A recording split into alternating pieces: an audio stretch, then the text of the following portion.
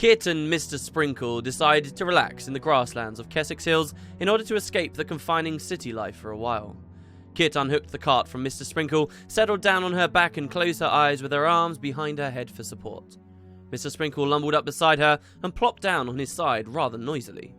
He tossed and turned, huffing and gruffing, nudging Kit with every adjustment made to his stature. He finally reached a spot he enjoyed and let out a long huff.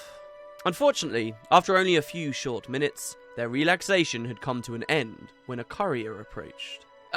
Excuse me?" he said. Kit opened her left eye and saw a young man, a boy, really, no older than 16. He was looking down at a sheet of paper. "Miss Kit?" he asked. "Yes," Kit replied. "I have a couple of letters here for you marked 1 and 2, respectively. Your eyes only." Kit sat up and accepted the 2 letters. "Thanks." Kit smiled and handed him a handful of coins and some candy. "Thanks," the boy said. He turned on his heel and ran off in the other direction. After a few steps, he stops and turns around. "Oh, I almost forgot." He ran back up to Kit and set a large, heavy bag next to her. When finished, he turned and ran off once again. Kit opened the letter marked with a 1 and read the contents. "Kit the Traveller. My dearest apologies for such an impromptu request, but I need to have this letter delivered to the Wizard's Tower in Kessex Hills as soon as possible. The wizard who resides there will grant you entry if you follow these simple steps.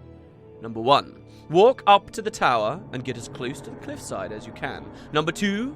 You must set your hands just under your armpits and wave your elbows back and forth while simultaneously turning in a circle.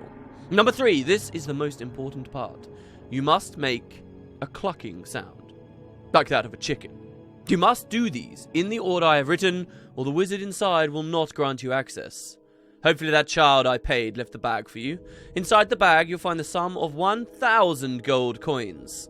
Please accept it as prorated payment for a job well done. Thanks in advance. Signed, X." Kit was immediately suspicious, but the thought of 1,000 gold coins was rather enticing. She looked inside the bag, and sure enough, it was filled with gleaming golden coins. Kit rocketed up onto her feet. "Sprinkle!" Kit shouted. Mr. Sprinkle opened a lazy eye to stare at Kit. "Don't give me that look! We have a job to do! Get up, lazybones!" Mr. Sprinkle's response was to roll onto his back and pretend to snore. "No, you don't get to do that! We've been paid in advance, see?"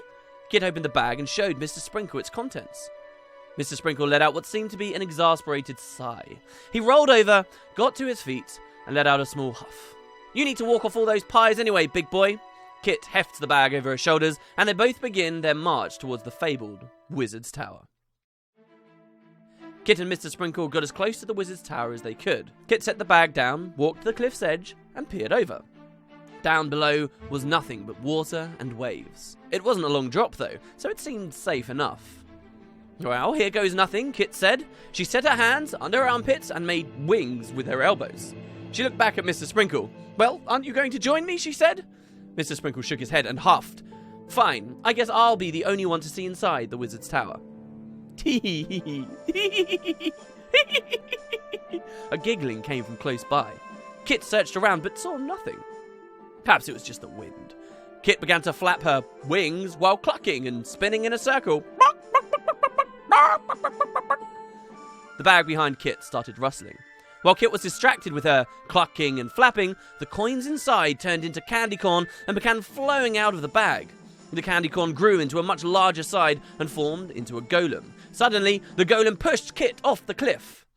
Mr. Sprinkle, seeing what had happened, acted quickly and smashed into the golem, blowing it to pieces with his mighty horns and gnawing on the sweet candy bits that remained.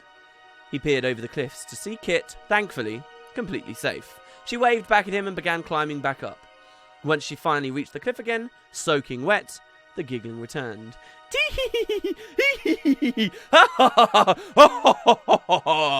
The giggling became louder and suddenly burst into maniacal laughter.